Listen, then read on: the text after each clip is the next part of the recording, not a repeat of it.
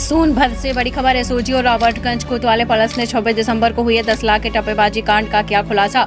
अंतर्राज्यीय टप्पेबाज गैंग का संयुक्त पुलिस टीम ने किया खुलासा। पुलिस ने मुठभेड़ के दौरान गैंग के 2 सदस्यों के पैर में लगी गोली, 2 घायलों समेत 3 आरोपियों को किया गिरफ्तार। आरोपी के पास से 2 तमंचा, जिंदा कारतूस और खोखा बरामद हुआ है। महाराष्ट्र, मध्य प्रदेश के यूपी के अन्य जनपदों में गैंग के सदस्य टप्पेबाजी की घटना को दे चुके अंजाम। 1 जनवरी को रॉबर्टगंज पुलिस ने गैंग की एक महिला सदस्य और 2 नाबालिग आरोपियों को किया गिरफ्तार। आरोपियों ने नाबालिगों के माध्यम से कार को कराया था पंचर। दिनांक 26/12/2025 को थाना रॉबर्ट्सगंज पर एक तहरीर प्राप्त हुई थी, जिसमें बताया गया था कि एक इंफ्रा कंपनी है, उनके अकाउंटेंट और उनके driver bank of Baroda Robertsganj की शाखा से लगभग 10 लाख रुपए नगद कैश निकाल करके वाहन में जा रहे थे।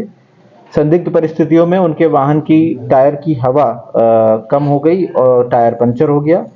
जब थोड़ी देर बाद गाड़ी रामलीला मैदान गेट के पास पहुंची तो वहां पे एक अज्ञात व्यक्ति द्वारा कैशियर को भ्रमित किया गया और बोला गया कि आपके टायर की हवा कम हो गई। जैसे ही कैशियर और ड्राइवर इसको देखने के लिए नीचे उतरे, संदिग्ध परिस्थितियों में वे व्यक्ति लगभग 10 लाख कैश लेकर के वहां से फरार हो गए। इस प्रकरण को ध्यान रखते हुए थाना रॉबर्ट्सगंज पर एक अभियोग पंजीकृत किया गया और लगभग 4 टीमें इसमें बनाई गई इस कैश की बरामदगी और आरोपियों की धरपकड़ हेतु।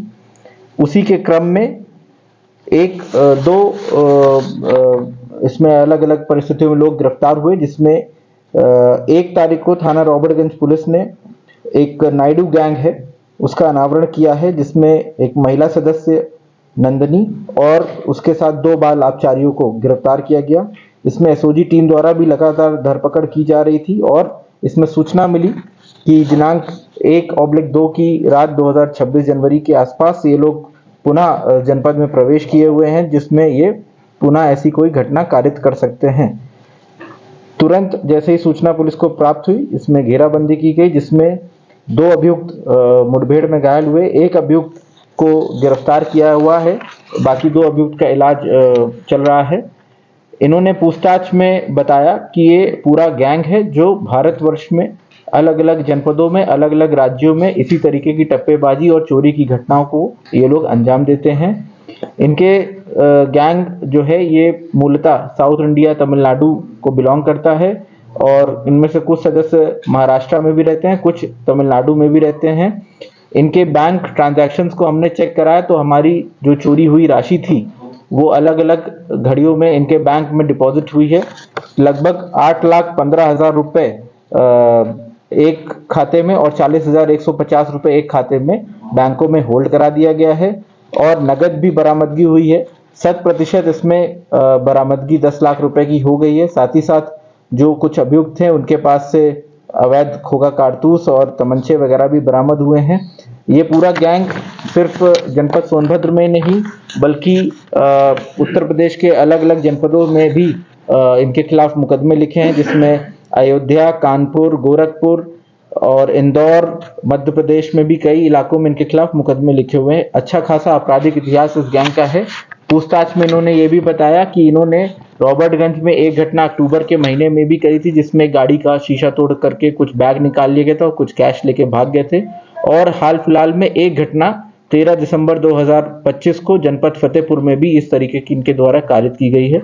इस प्रकार एसओजी और थाना रॉबर्टगंज पुलिस द्वारा एक बड़े गैंग को अरेस्ट किया गया है और इनसे पूरी बरामदगी की गई। सर, इसमें बाल अपचारियों का क्या रोल था? जो बाल अपचारी उनका क्या रोल होता था? महिला क्या रोल होता था? हाँ, बाल अपचारी इसमें ड्राइवर को भ्रमित करने का और साथ ही साथ टायर को काट देने का काम करते थे। और कभी कभार क्योंकि बाल अपचारी दिखने में छोटे लगते हैं तो उन पे कोई शक नहीं करते हैं, तो वो गाड़ी का दरवाजा खोल करके बैग ले जाने में भी वो लोग काम करते थे। कड़ियां कैसे जुड़ी सर? पहले शुरुआत कैसे हुई इसमें? जैसे अभी तक यहाँ पहुंची पुलिस, शुरुआत दौर में क्या दिखा है सर? देखिए, शुरुआती तौर पे हमारी पुलिस ने इन्वेस्टिगेशन की तो उसमें हमें सीसीटीवी फुटेज प्राप्त हुई। सूचना हमको ये भी मिली थी कि फतेहपुर में भी इसमें इन्होंने कुछ घटना कारित की। वहां का सीसीटीवी फुटेज मिलान और यहाँ की घटना का सीसीटीवी फुटेज का मिलान किया गया, टेक्निकल एनालिसिस किया गया, जिसमें ये पाया गया कि कुछ लोग फतेहपुर और यहाँ पे कॉमन आए थे। उसके हिसाब से टेक्निकल माध्यम से जब जानकारी एकत्रित की गई तब इसमें ये पता चला कि ये पूरा गैंग है जो साउथ इंडिया को बिलोंग करता है और जगह जगह पे घटना कारित करता है। जितने भी सर गैंग के सदस्य हैं सभी साउथ इंडिया के रहते हैं, रहने वाले हैं। लगभग सभी सदस्य वहीं के रहने वाले हैं और इनके जो संबंधित जनपद है जहाँ के रहने वाले हैं वहाँ पे भी इनके लेटर भेजा गया है जिससे इनका आपराधिक इतिहास और अपडेट कर पाए। पुलिस टीम को इनाम दिया जा रहा है। इसमें 20,000 रुपए का नगद इनाम पुलिस टीम को दिया जा रहा गैंगस्टर की कार्रवाई है सर इसमें? है। बिल्कुल इसका गैंग पंजीकरण और गैंगस्टर की कार्रवाई इसके खिलाफ की जाएगी।